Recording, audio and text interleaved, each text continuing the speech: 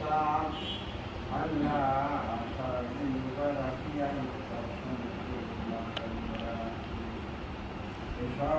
কিছু তুমি কবুল করে নিয়া কবুল শেষের সব হাদিয়া কুঠি কুঠি গুণ বাড়াইয়া বিশ্ব নবী উম্মতের দরদে জনাবে মুহাম্মদ